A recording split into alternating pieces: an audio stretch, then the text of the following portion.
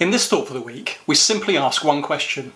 What's the best way to effect change in church? Enjoy.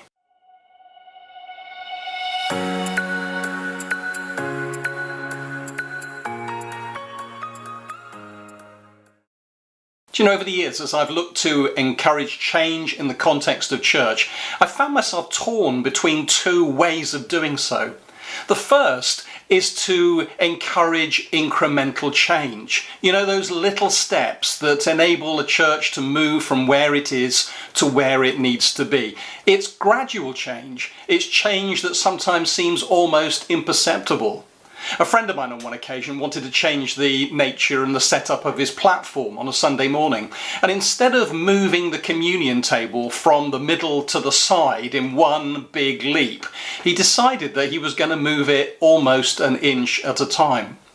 On one occasion, one of the members said to him, "Why do you keep moving the communion table?" And this was his response: "Because constant change is here to stay." Eventually, over the course of weeks and months, he managed to move the communion table to where it needed to be. Now, that seems like a silly illustration, but it illustrates the point perfectly. If we want to see people climb aboard, then sometimes the best thing to do is to do things gradually, to do them incrementally, to do them step by step. However, in other situations, it may be better to actually go for a paradigm shift, a huge leap in order to effect the change that we want to make. Because we know it's going to cause discomfort whether we do it incrementally or whether we do it by paradigm shift. And sometimes the best thing to do is a short, sharp shock. To do it quickly, to do it so that the pain is focused upon one moment, and then allow for the dust to settle and for things to move on.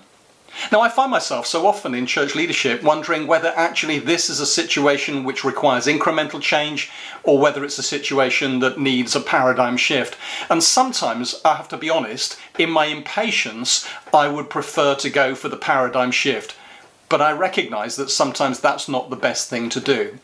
So all I wanted to do in this Thought for the Week is get you to think about the difference and to ask yourself, what needs to happen to effect change in my church at the present time? Do I need to do something incrementally? Do I need to do it gradually? Do I need to bring the majority of people with me because the change is trivial, it's small, it seems inconsequential and therefore isn't worth taking the risk of alienating people? Or it's better, if it's a big change, for it to be done gradually over the course of time? Or is it better to do the short, sharp shock, to change things immediately and to better to ask for forgiveness in a sense than permission? Do you know, one of the things that's really alarmed me, I guess, over the years is that some ministers seem to think that there is only one way of doing change, and that's by paradigm shift, and they endanger the life of the church by changing things dramatically again and again and again and again. I'd venture to suggest that if you're going to do a paradigm shift, it's something that you should do occasionally, not on a regular basis. Because to do it that way actually means that there is less trauma involved, and the church continues to change. Hope you've enjoyed this video. If you have, then please press that like button and give us the thumbs up. It really helps. If you think others might find it helpful and useful in stimulating their thinking, then why not share it? And above all, why don't you follow us? Because we produce videos like this all the time. Thanks for watching.